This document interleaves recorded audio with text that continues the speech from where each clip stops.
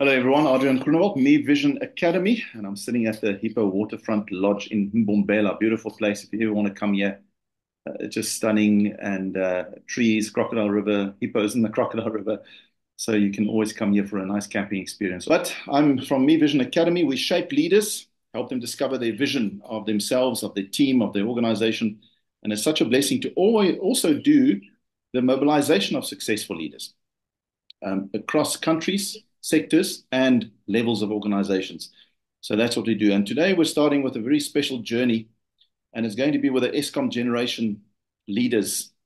Bheki Nxumalo received his award a few weeks ago, and then he nominated very appropriately his leaders that have helped him cause this great leadership miracle. So we'll present the award to them and we'll share it with the world. And of course, this has been successful leadership on display in front of our very eyes in South Africa and maybe even globally. And we need to learn from it. We need to celebrate it. We need to share the lessons. And that's why we're meeting all these leaders. And today we started with Avi Singh. He's the general manager of Peking. So it's Peking Power Station Fleet. And there are 14 stations inside this fleet. And of course, as I said, he was nominated by Bheki. So Avi, welcome. Thank you, Adrian. I'm going to give the formal award to you and then ask you what you have learned about the essence of successful leadership. And we'll have a brief chat about that. I'm excited to hear what your learning has been. So let me just share here.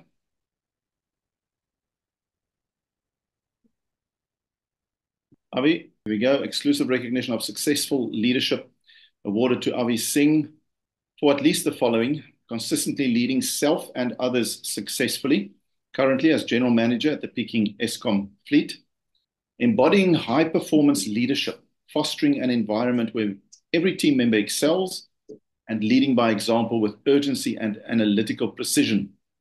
And also his valuable contribution to Eskom generation's exemplary success. And finally, very important to us, inspiring and developing future successful leaders. And it's my honor as one of the co-founders to sign on behalf of Me Vision Academy, where we believe in a journey to best self. We believe you're on that journey. You're helping others whom you lead to be on that journey. And a formal congratulations, Avi. Yeah, thank you very much, Adrian. And thank you to the Me Vision Academy. I think initially this came as a complete surprise. I was not expecting this at all. So I really want to thank Bheki for nominating me, and to yourself and the Me Vision Academy for bestowing this acknowledgement or this award upon me. So it's really highly appreciated. And I'm glad that some aspects of my leadership be seen out there and acknowledged. Yeah, and acknowledge all your teams. It's fantastic. Maybe some of them will be awarded as well in time, but it's amazing. As leaders, we've got these teams under us who actually make it possible for us to be seen. And well done to them. But today is your day, and we are very excited to ask you what the essence is of successful leadership, Avi. I mean, you've been in the middle of an amazing experience and miracle, some of us would say. Tell us authentically what you've learned about successful leadership.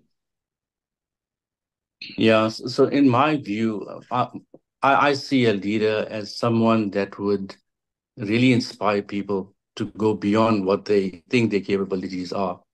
So, in terms of the characters of a good leader, in my view, what I've been employing and I've seen success with is leadership by fostering trust, respect, honesty, and transparency. I'm not really an advocate for leadership by fear and driving compliance. I believe that the leader needs to create an environment where people feel valued, they feel that they can excel, there's encouragement. And I'm of the view that there needs to be more focus on commitment rather than compliance. Because when you look at commitment, you focus more on why you need to do certain things instead of what must be done. If you focus more energy in that environment, you end up getting more buy-in on from your teams in terms of what needs to happen and how it needs to happen. And it also translates into a culture that is more sustainable rather than just driving compliance, which is more short-term focused. So in my career, I've seen over the years, by adopting that type of approach, it's much more sustainable, and it helps really drive that high performance culture that we're all trying to sustain. That's excellent. So inspiring people to go beyond where they believe they can. So you start off with someone not believing they can, and somehow through the vision, through spending time with them, trusting them, and everything you spoke of, you create a culture that then unleashes that belief. We've got a statement that says, I can't remember the exact words, but you must first believe that you can achieve something, right? So if I don't think I can achieve what Avi and the team believes we should, you've got to make them believe it first, and then you'll get there. How did you Mm. find, how did you do that, especially in your current situation or the past situation at Eskom Generation? Did you find there was a lot of non-belief around and that's what you had to shift?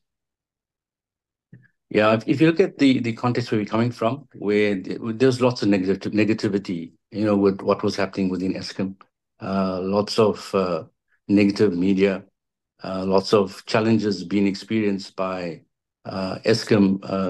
If you look at all of the articles, everything was negative. So at that point in time, what was really happening is that I operate the peaking fleet of power stations, which essentially supposed to be providing peak power and power during emergencies. But when we're going through the difficult phase within Eskom, my power plants were required to run very, very hard. So I needed to galvanize the team to make sure that we perform, because if we didn't perform, we essentially Eskom's last line of defense. And Mm. should we fail, it would result in load shedding or further stages thereof. And we are really operating on the brink at stage 6 at the time. And we were in a position where failure wasn't an option. So the role that I played during that time and with my team is firstly to try to insulate the organization from all of the noise. Remove all the negativity, all of the stuff that's going on around us, try to blank that off and focus what we were in control of. So that was fundamentally the role where I would deal with the external stakeholders. Then we focused on what we needed to do. And I've got a highly competent, dedicated, really committed team that knows what to do. All they needed to do was be given the space to perform. And essentially, through the vision that we have always encompassed within peaking, it's about looking at the things that we do on a daily basis. And if you do that properly and you constantly improve it, it'll automatically translate into uh, high performance levels. And we've seen that over time. We're able to sustain very high performance levels by truly just living that vision on a daily basis. So essentially, it was just to remind the team as to where we are, what is our purpose, that we're doing a fantastic job, and we to keep on pushing forward, not only for ourselves, but for the country as well. So, Avi, how did you manage your stress levels? Surely, if you're the last line of defense, there's more pressure, there's stress like you can't believe, maybe even on your family, if people who know where you work. You were such a pivotal person and team, in such a pivotal role. How did you personally handle that? It's actually a difficult question because we all sort of wired differently. But I think the fundamental driver to manage the stress is to have a very strong support base. I'm extremely fortunate that I have a very, very supportive wife and family. They understand exactly what the requirements of the job are. They know when there's a need to really work long hours for extended periods and why it is the way it is. And they've been extremely supportive in helping, give me that space to contribute to serving Eskom. So in terms of from that point of view, in terms of understanding to manage the stress levels that we were in at that point in time, the family support is fundamentally important. That was always there. But at the same time, as I said, I'm not in this alone. So I've got lots of stresses, but I've got also a very strong team to help me as well. So a lot of the times managing the stress was to break down what we needed to do into manageable chunks and to get those short-term milestones met in order to proceed towards the path to success. So in terms of managing the stress, generally we've been in this for many years. I've been in this for a long while now. So you tend to get used to it. So we always say resilience. Eskom is a company that where resilience is very, very high because we've been through ups and downs for many years. And after a while, you tend to automatically adjust to that environment, where from the outside, it seems like it's a very highly stressful period, which it really is. But because you've been experienced over the years in dealing with that, it becomes more manageable. Yeah. And how does it feel now? Of course, things can always go wrong, that's life. But what's the difference now? How does it feel to be part of the, call it success for now, when you've been through the worst, almost? I think the right word is relief. Um, because really when you're operating in a high stress environment impacting the entire economy, you tend to be in a rat race, moving fast, constantly looking at what needs to happen on an ongoing basis and essentially sleeping with one eye open. Now, maybe I can sleep with one eye open, but the other one almost closed, because we need to also be cognizant of the fact that we need to maintain this level of performance. But there's definitely a sense of relief in the organization. It's almost as if you can breathe again. There's more positivity that's prevalent. There's a change in terms of the leadership way of doing things. I'm talking about from the ministerial level to the executive levels and from Becky on in terms of giving us more room to do what we need to do, and essentially supporting, about helping enable. In the past, it wasn't like that because you're always in firefighting mode. Mm. Now it's an opportunity to stand back and say, but what are the other strategic things that we need to be looking at whilst we got more sort of control over what's going on?